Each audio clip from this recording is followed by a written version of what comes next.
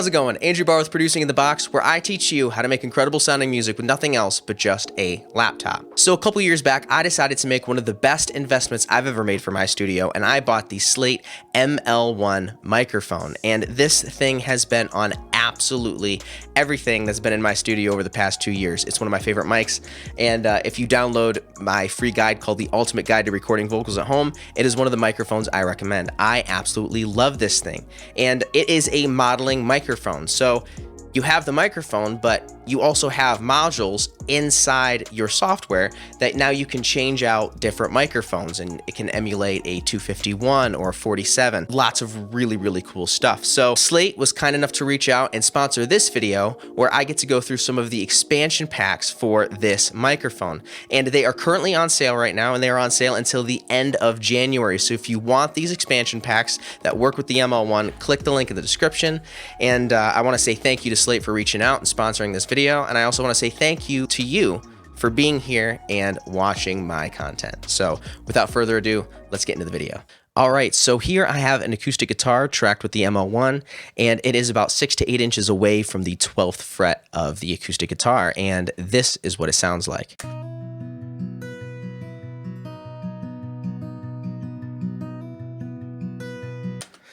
Now that sounds incredible. Now let's say I want to switch the 251 from the Blackbird Studio expansion pack here, and I want to record it with the B67.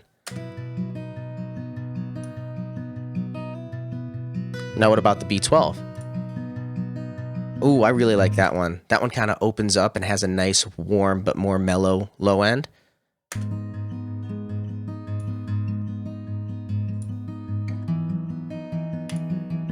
Oh, I like that 49 too. That kind of like softens the high end just a bit.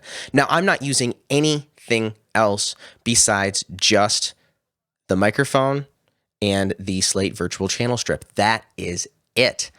I am just changing the microphones. I'm not playing with EQ or anything, and they sound fantastic. Let's go with the 47.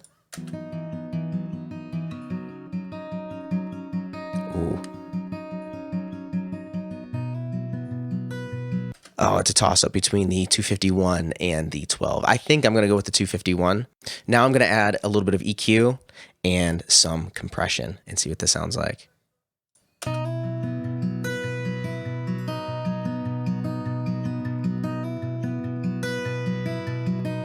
Let's go back to that 12. Ooh, that's nice too.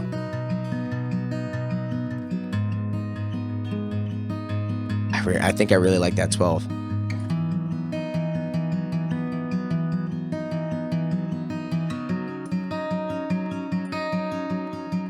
That 251 just adds a nice bright sparkle that I really, really like on this acoustic guitar, and I think we're going to stick with that. Now there's also some more expansion packs here that are on sale, and these are the Classic Tubes 3, and they sound absolutely incredible as well. So let's go over the FG47. I really like the way this one sounded on this acoustic guitar as well.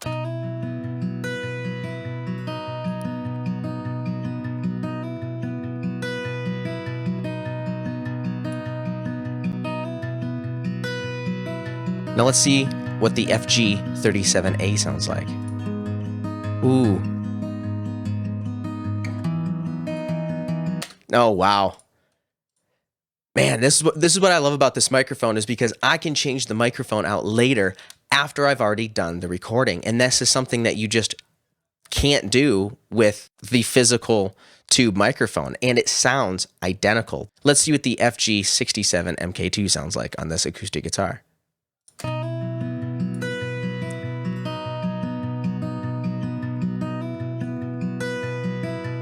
I really like that FG37A on this acoustic guitar. I think that's my favorite so far.